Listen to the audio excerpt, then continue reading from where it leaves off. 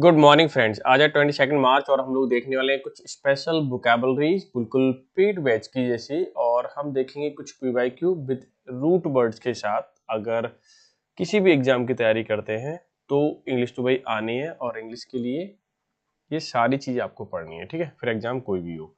अगर आप लोगों ने टेलीग्राम चैनल ज्वाइन नहीं किया तो कर लीजिए, वहाँ से जाके PDF लीजिए, खुद से पढ़ने की कोशिश कीजिए। अगर वीडियो आपको लगे थोड़ी सी हेल्पफुल तो लाइक कीजिए, और थोड़ी ज़्यादा लगे तो शेयर कर दीजिए। सब्सक्राइब बटन जरूर हिट कर लेना ताकि आपको चीज़ें रेगुलर वे में मिल पाए, वरना चीज़ें छूट जाती हैं। अगर मैं एडिटोरियल की बात करूँ तो वो है आपका नेविगेटिंग डिफरेंसेस। पहले बात सोचिए कि नेविगेटिंग होता क्या है, हमें ये मालूम होना चाहिए। देखिए, नेविगेट का मतलब होता है किसी चीज को चलाना या गाइड करना या किसी भी चीज को मार्गदर्शित करना, ठीक है। मैं इसको यहां लिख देता हूं, मार्ग निर्देशित करना या निर्देशन देना, ऐसे बोल दीजिए, जिसको सिंपल भाषा में बोलते हैं गाइड, ठीक है। क्लियर हो गया? तो ये बात समझ में आ गई। अब डिफरेंसेस का मतलब होता है भेद, यानी कि अंतर, यानी कि जो डिफरेंसेस है उसको मार्गदर्शन करना है, उसको ठीक करना है।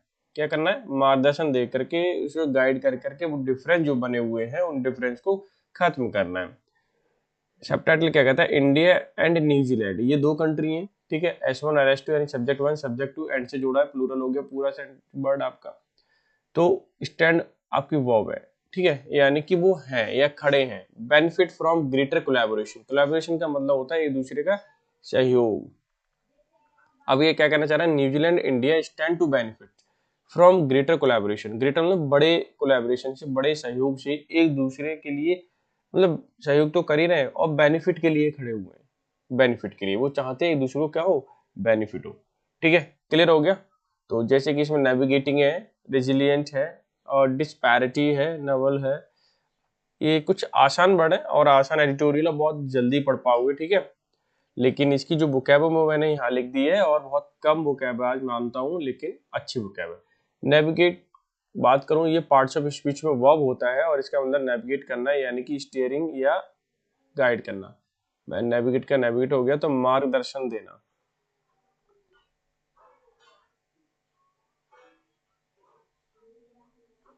या करना, ठीक है।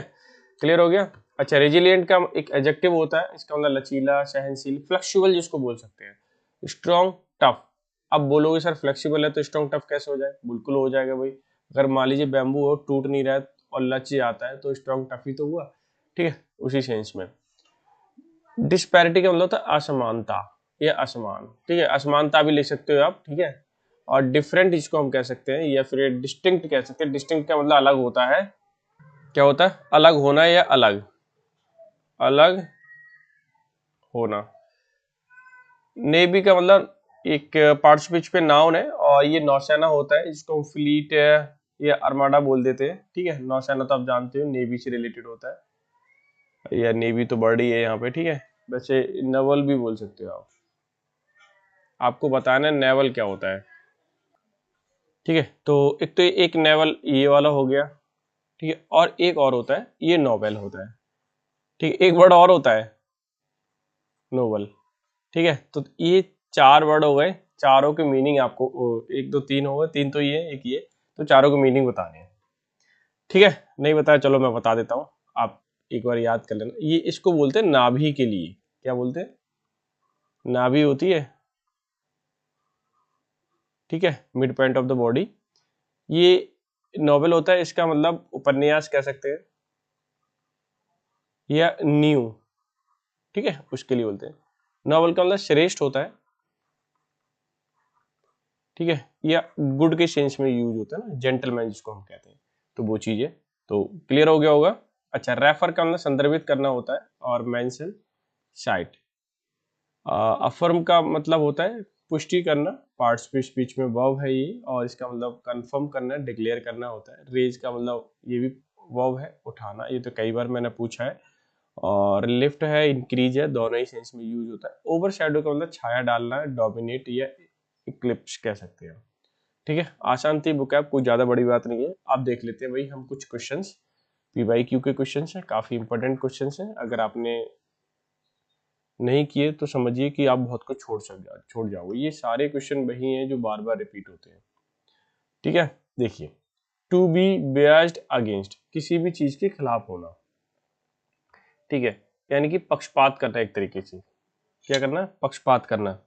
ठीक है, तो उसमें पहला है पार्शियल, ऑब्जेक्टिव, प्रिजुडाइज्ड और प्रीडेस्टाइन्ड। ये आपके वर्ड है और इनमें से बताना है कौन सा करेक्ट आंसर हो जाएगा। तो पहले तो हम देख लेते हैं भाई इसके मीनिंग क्या है। ठीक है, तो बयास्ड या बायस्ड का क्या मतलब होता है, पक्षपाती, पक्षपाती होना। तो पार्शियल का मतलब होता है आंशिक, थोड़ा, आंशिक। ठीक है, ठीक है, आंशिक, जिसको हम बोल सकते हैं इनकम्प्लीट, एक तरीके से थोड़ा, या स्मॉल भी सेंस में बोल दीजिए, बात एक ही है। ठीक, स्मॉल पार्ट। ऑब्जेक्टिव का मतलब उद्देश्य होता है, पता ही है आप लोगों को। ठीक है, उद्देश्य होता है ऑब्जेक्टिव। और जो आपका जैसे कि अनबियास्ड या न्यूट्रल भी बोल सकते हैं, उस वाले सेंस में भी यूज होता है।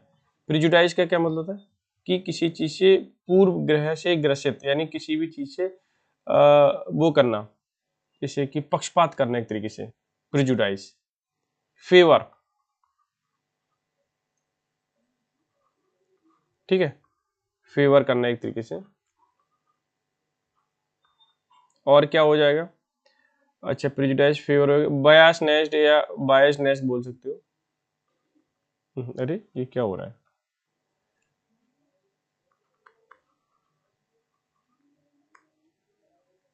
ठीक है।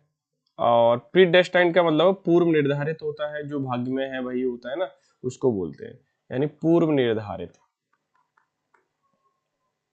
निर्धारित।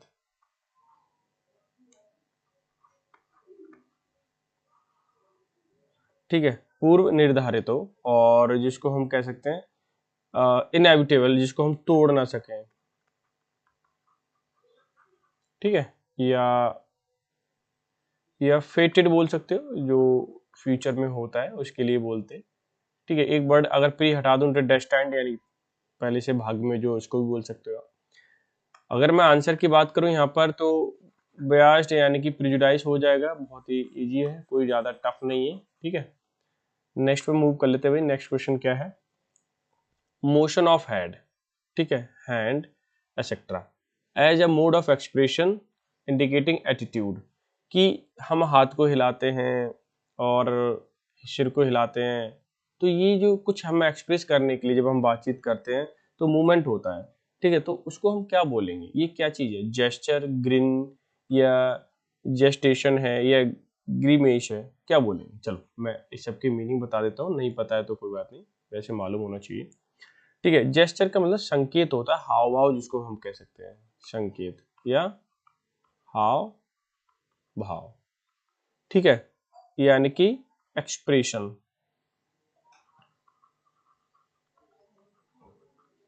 ठीक है, ग्रिन का क्या मतलब होता है, ये हल्की सी मुस्कान के लिए बोलते हैं।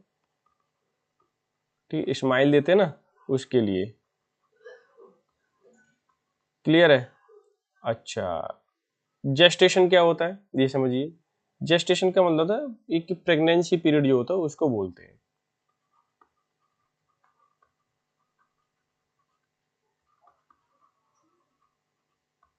ठीक है, साइंटिफिक टर्म है ये।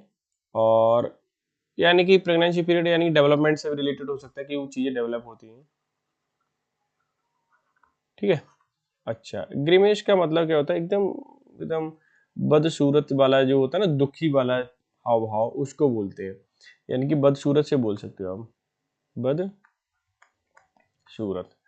तो क्या हो जाएगा, फ्राउन बोल सकते हो एक तरीके से। ठीक है, गुस्से में होना, वो गुस्से में ही होते हैं। सीनियर, किसी को नीचे दिखाना या बदसूरत के फॉर्म में होना। ठीक है, वो चीज़। तो अगर आंसर की अगर आप बात करो तो क्या हो जाएगा, जेस्चर हो जाएगा। ठीक है, हाव भाव जिसको कहते हैं, एक्सप्रेशन, क्योंकि हम जब हम बोलते हैं तो सर भी हिलाते हैं, हाथ भी हिलाते हैं। ठीक है, वो चीज़। Bitter and violent attack in word, कि शब्दों में वही कड़े कड़े शब्द बोलना। ठीक है, हर्ष शब्द बोलना और बुरा लग जाना किसी को, इसको हम क्या बोलेंगे। ठीक है, सबसे पहले सुनिए डायस्पोर क्या होता है? डायस्पोर का मतलब होता है कि एक,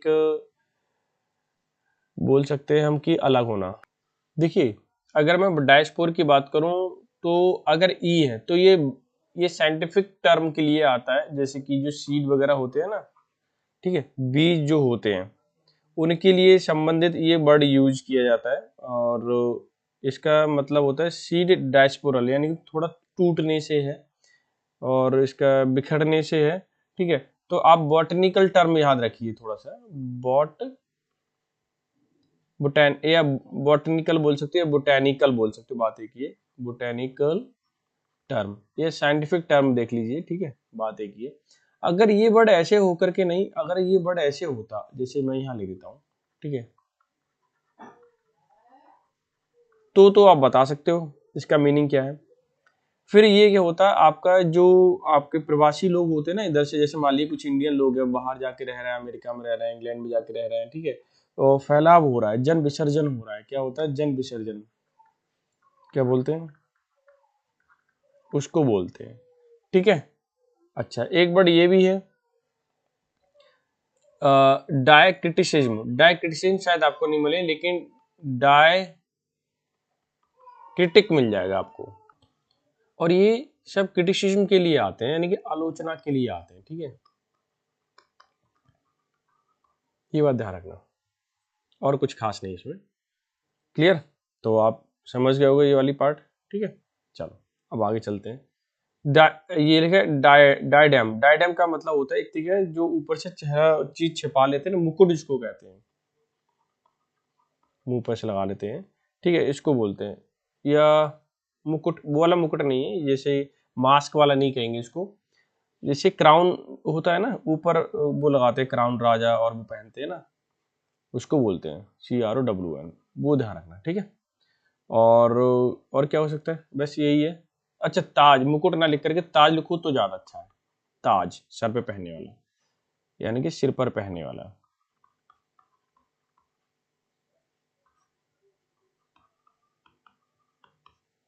ठीक है, उसको बोलते हैं। डायट्राइब का मतलब होता है आलोचना करना होता है, यानी कि आलोचना करना। क्रिटिसिज्म जिसको बोलते हैं, क्रिटिसिज्म हो सकता है, और क्या हो सकता है, बस ये ध्यान रखो, क्रिटिसिज्म। तो समझ में आ गया। और मैं आंसर की अगर बात करूं तो bitter and violent attack on bird, तो डायट्राइब हो जाएगा। ठीक है, कड़ी आलोचना करना या क्रिटिसिज्म। ठीक है, नेक्स्ट में मूव करते हैं। ठीक है, तो मूव टू अनदर क्वेश्चन। ठीक है, ये देखिए, मैं पेन लेता हूं पहले। तो ये क्वेश्चन देखिए, treatment by means of exercise या मसाज। ठीक है, यानी कि एक ट्रीटमेंट दिया जाता है एक्सरसाइज से और मसाज से, उसको हम क्या बोलते हैं? कीमोथेरेपी, हाइड्रोथेरेपी, और फिजियोथेरेपी, और साइकोथेरेपी। देखो, थेरेपी का मतलब है ट्रीटमेंट। ठीक है, तो अब थेरेपी यहाँ लिख देता हूँ।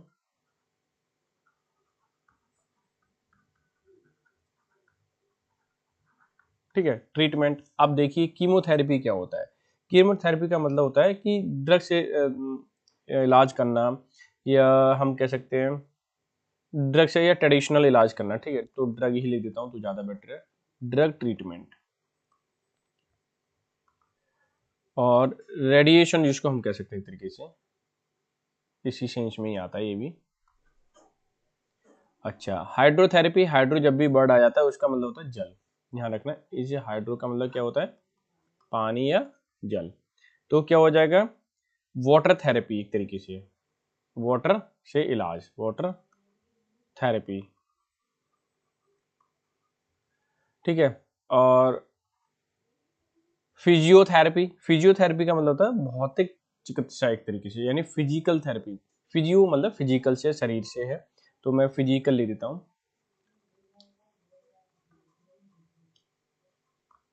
ठीक है, साइको का मतलब होता है मेंटल, थेरेपी मतलब ट्रीटमेंट होता है, तो क्या हो जाएगा, मेंटल हेल्थ थेरेपी एक तरीके से, मेंटल हेल्थ थेरेपी। ठीक है, तो क्या कह रहा था, एक्सरसाइज से हमें पता करना है कि कौन सा होगा, फिजियो यानी फिजिकल से रिलेटेड है, तो यही होगा और तो कोई हो ही नहीं सकता। फिजिकल थेरेपी, ठीक है, एक्सरसाइज से मूवमेंट से, या ऐसे मूवमेंट थेरेपी भी बोल सकते हो आप, ठीक है, उसी से रिलेटेड है। अच्छा, अबंडन का मतलब गिव अप करना होता है। रुक जाइए मैं टाइम लेता हूँ पहले। अबंडन का मतलब गिव अप करना होता है,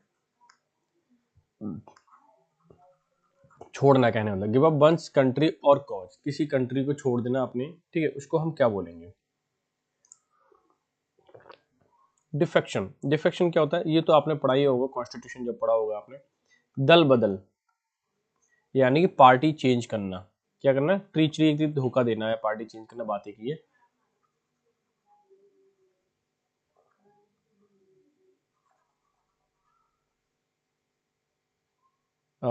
डेजर्शन, डेजर्शन।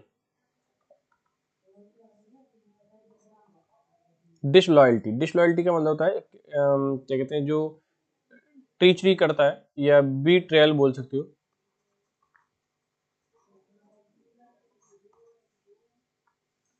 ठीक है, डेजर्शन, डेजर्शन मतलब त्यागने से ही है, छोड़ने से है, ठीक है।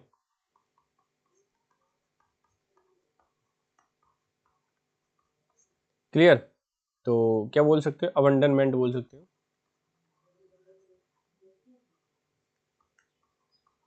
अबंडनमेंट। और क्या हो सकता है बताइए? एक फॉर शेकिंग भी होता है, यही वाला वर्ड, ठीक है, फॉर शेकिंग।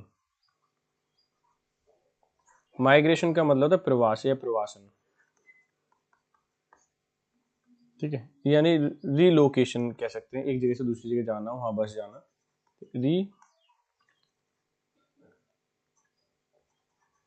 रीलोकेशन, ठीक है। ये एल है, कंफ्यूज मत हो, दोबारा लिख देता हूँ पूरा वर्ड, रीलोकेशन, ठीक है। अब तो स्पष्ट हो गया होगा, क्लियर हो गया होगा। अगर मैं आंसर की बात करूं तो डिफेक्शन हो जाएगा, ठीक है।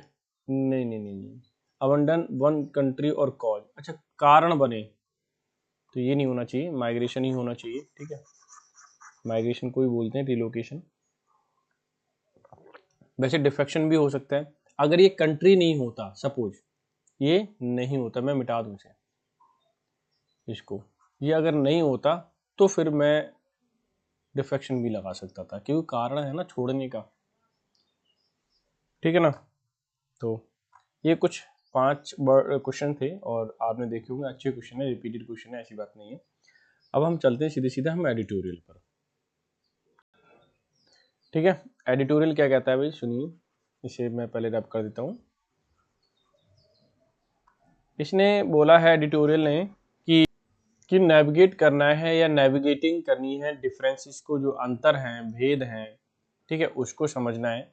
और फिर इंडिया एंड न्यूजीलैंड, ये दोनों ही देश जो है स्टैंड टू खड़े हुए एक दूसरे के लिए, बेनिफिट करने के लिए, ग्रेटर कोलैबोरेशन, यानी एक दूसरे बड़े सहयोग से क्या करेंगे, ये बेनिफिट लेंगे। आगे क्या लिखा है? At the 10th edition of Raisina dialogue, यानी राइसिना डायलॉग में राष्ट्रपति भवन में बातचीत हुई है। ये देखिए, ये पूरा का पूरा फ्रेज है, क्योंकि कई सारे वर्ड से बना हुआ एक कई सारे वर्ड से बना हुआ एक आपका क्लॉज हो गया, ठीक है, इसीलिए। At the 10th edition of the Raisina dialogue, यानी राइसिना डायलॉग में, डायलॉग मतलब बातचीत होता है, इसका 10वां संस्करण था राइसिना डायलॉग में। विजिटिंग न्यूजीलैंड, यानी कि विजिट करना, यानी कि मिलना, न्यूजीलैंड प्राइम मिनिस्टर का, जिनका नाम है क्रिस्टोफर लक्जन, यानी कि न्यूजीलैंड के प्राइम मिनिस्टर क्रिस्टोफर लक्जन जो मिले कॉन्फ्रेंसेज चीफ गेस्ट, और कॉन्फ्रेंस की चीफ गेस्ट के साथ, ठीक है, या चीफ गेस्ट के रूप में। Outline 3 major Jio political shift shaping the world, कि उन्होंने आउटलाइन किया, मुख्य मुख्य बातें बताई, ठीक है। मेजर मतलब बड़े बड़े, जियो पॉलिटिकल शिफ्ट शेपिंग यानी कि जियो पॉलिटिकल तौर पे, यानी भौगोलिक तौर पे जो बदलाव आ रहे हैं, उन्होंने दुनिया में उसके पॉइंट को उजागर किया या हाईलाइट किया या बताया, ठीक है। देखिए क्या क्या बताया। The replacement of the rule with the power, कि रूल को पावर से, या पावर को रूल से रिप्लेसमेंट करना है, क्या करना है, ठीक है, थोड़े से न्याय होना चाहिए। And rise of security over economic consideration, rise of security over economic consideration, की बहुत यानी कि कंसिडरेशन का मतलब होता है समझ होता है, इकोनॉमी का मतलब होता है वित्तीय या पैसे से रिलेटेड, ठीक है। कि राइज सिक्योरिटी इकोनॉमिक कंसिडरेशन, कि इकोनॉमिक कंसिडरेशन में सिक्योरिटी को बढ़ाना है या इकोनॉमिक तौर पे सिक्योरिटी को बढ़ाना है, मजबूती देनी है सिक्योरिटी को, ठीक है। नेक्स्ट 2 पॉइंट हो गए, क्लियर। अच्छा, तीसरा पॉइंट क्या कहता है, and a move from trade efficiency to protectionism and resilient supply chain among trusted partners. हमें एक मूव करना है ट्रेड इफिशिएंसी, मतलब ट्रेड में इफिशिएंसी बढ़ानी है और उसे प्रोटेक्शनिज्म में चेंज करना है, यानी ट्रेड इफिशिएंसी को प्रोटेक्शनिज्म का मतलब होता है एक सुरक्षात्मक, ठीक है, यानी ट्रेड को सुरक्षात्मक तौर पे बढ़ाना है, और रिजिलियंट होना है supply chain among trusted partner.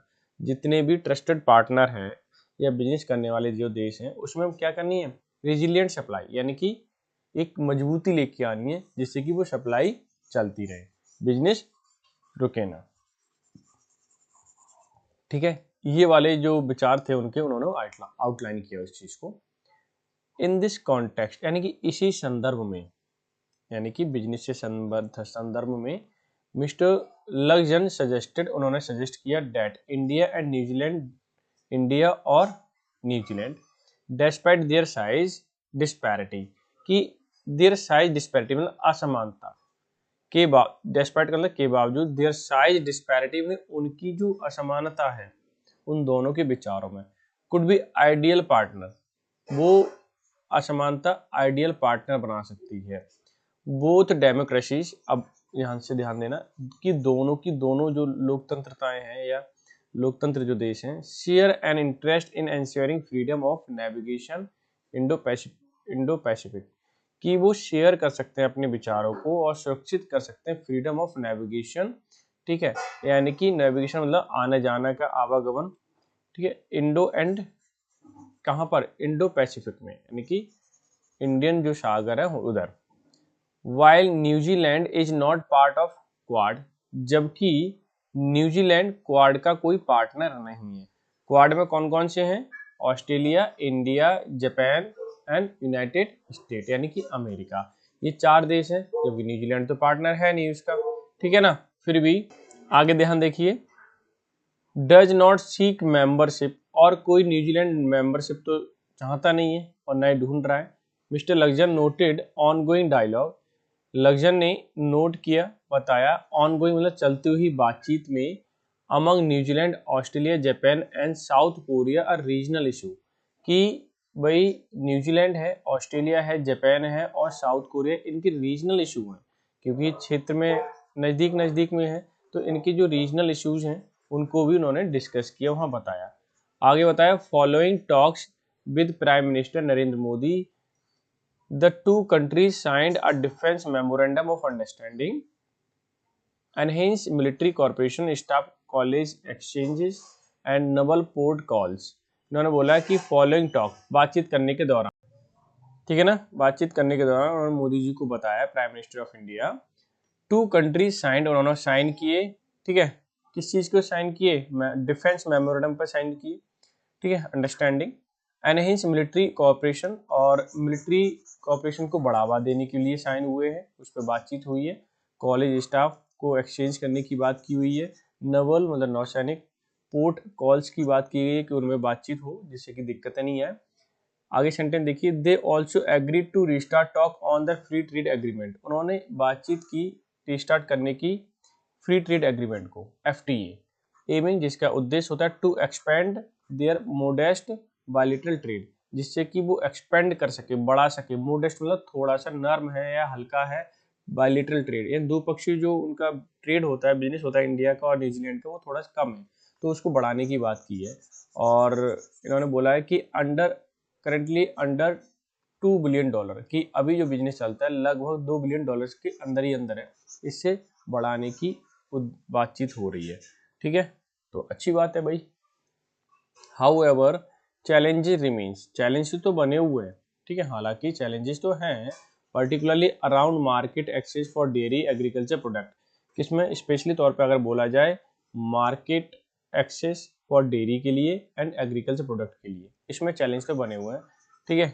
क्या क्या चैलेंज है वो आपको पढ़ने से पता चलेगा। Which contributed to India decision to exit regional comprehensive economic partnership, ठीक है। विच कॉन्ट्रीब्यूटेड, जो सहयोग करता है इंडियाज डिसीजन, इंडिया के डिसीजन का, टू एग्जिट होने का, उन्हें बाहर निकलने का, रीजनल कॉम्प्रिहेंसिव इकोनॉमिक पार्टनरशिप से, ठीक है। इससे बाहर निकलने की बात कर रहा है और आगे बढ़ने की बात कर रहा है। Of which New Zealand is a member, जिसका न्यूजीलैंड एक मेंबर है, ठीक है। इन कंट्रास्ट, इसके अगर विरोध में देखें, इसके विपक्ष में देखें, दूसरा पहलू, New Zealand trade with China stands eight approximately 24 billion dollar, यानी कि इसके अलग देखें तो जो न्यूजीलैंड है वो चाइना से लगभग 24 बिलियन डॉलर का बिजनेस करता है। डेस्पाइट बॉर्डर स्ट्रेटेजिक कंसर्न, जबकि उसकी कुछ स्ट्रेटेजिक बॉर्डर स्ट्रेटेजिक कंसर्न है, कुछ इश्यूज हैं चाइना के साथ, फिर भी बिजनेस करता है।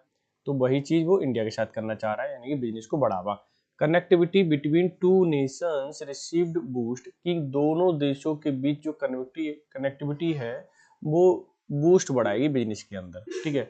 जैसे कि Air India and Air New Zealand signing code share agreement में also lead to a first direct flight between countries by the end of 2018, कि भाई न्यूजीलैंड ने और इंडिया की जो ईयर फ्लाइट्स हैं, ठीक है, उन्होंने कोड शेयर किए अग्रीमेंट के लिए और ये लीड करेंगी first direct flight between two countries, ठीक है। दोनों कंट्री के बीच में क्या होगा, डायरेक्ट फ्लाइट जाएगी। अभी न्यूजीलैंड के लिए डायरेक्ट नहीं जाती है, कब तक जाएगी, एंड ऑफ 2028, 2028 तक भाई ये डायरेक्ट सेवा चलने लगेगी। डेस्पाइट पॉजिटिव नोट, एक पॉजिटिव नोट के बावजूद भी मिस्टर मोदी वॉइस कंसर्न, कि मिस्टर मोदी ने कुछ कंसर्न उठाए, कुछ अब बात की, जैसे anti India activities by certain illegal element, कि भाई कुछ एंटी इंडिया एक्टिविटीज होती हैं इलीगल तौर पे, ठीक है, उनके बारे में उन्होंने बोला था मोदी जी ने। और कहा था, क्या कहा था कि एलिमेंट इन न्यूजीलैंड, यानी न्यूजीलैंड के अंदर कुछ एक्टिविटीज होती हैं एंटी इंडिया एक्टिविटीज होती हैं जो कि इलीगल है।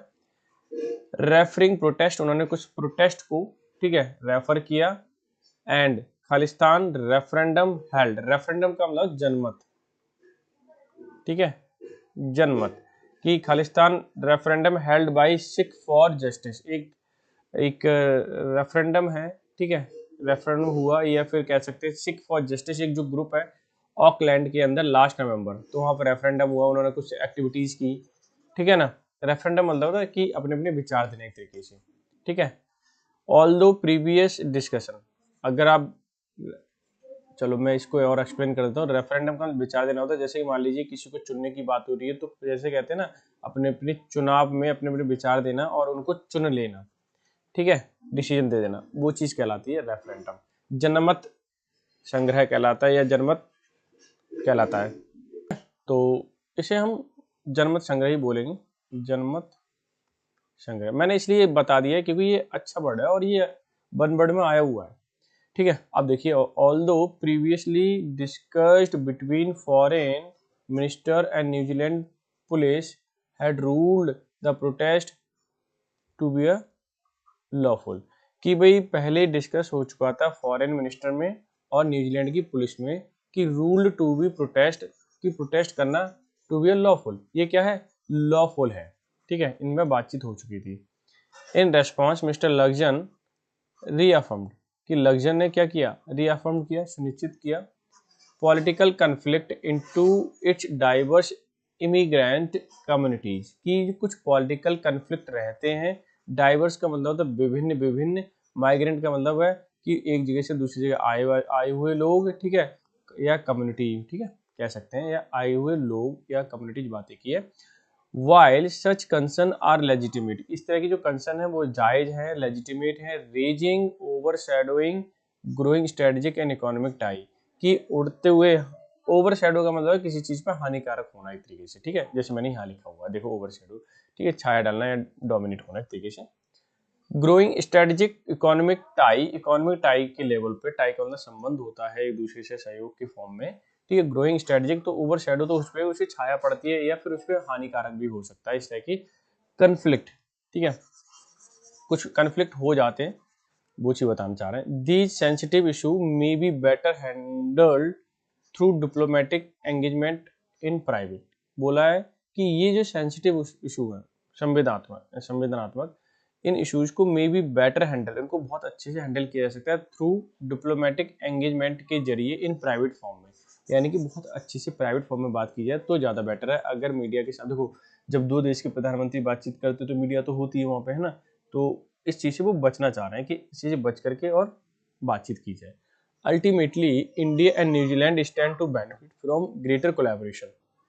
आखिरकार अगर देखा जाए अंततः तो इंडिया और न्यूजीलैंड जो है खड़े हुए हैं बेनिफिट के लिए फ्रॉम ग्रेटर कोलैबोरेशन, की एक दूसरे का सहयोग करके वो बेनिफिट चाहते हैं दोनों ही देश, पर्टिकुलरली इन ट्रेड, बिजनेस में, स्पेशल डिफेंस में, ठीक है, सुरक्षा में, और रीजनल स्टेबिलिटी चाहते हैं। As to democracies book and Indo Pacific, जैसे कि दो जो डेमोक्रेसीज हैं उनकी जो इंडो पैसिफिक क्षेत्र है, ठीक है, दोनों का क्षेत्र है, तो उसमें भी ये सिक्योरिटी चाहते हैं, स्टेबिलिटी चाहते हैं, ट्रेड में, डिफेंस में, सारी चीज़ों में, ठीक है, उसी के बारे में सारी चीज़ लिखी हुई है। आई सो आप समझ गए होंगे, बुक ऐप जरूर ले लेना ताकि चीज़ें आप सही से देख पाएँ, समझ पाएँ, ठीक है। और इस तरह के क्वेश्चन आपको मिलने वाले हैं, ये भी बहुत ज़रूरी है, ठीक है। सेशन कैसा लगा जरूर कमेंट करें, और हेल्पफुल हो तो शेयर जरूर कर दिया करो एक दूसरे को, ठीक है। तो मिलते हैं नेक्स्ट सेशन में, तब तक के लिए bye bye, take care, have a good day.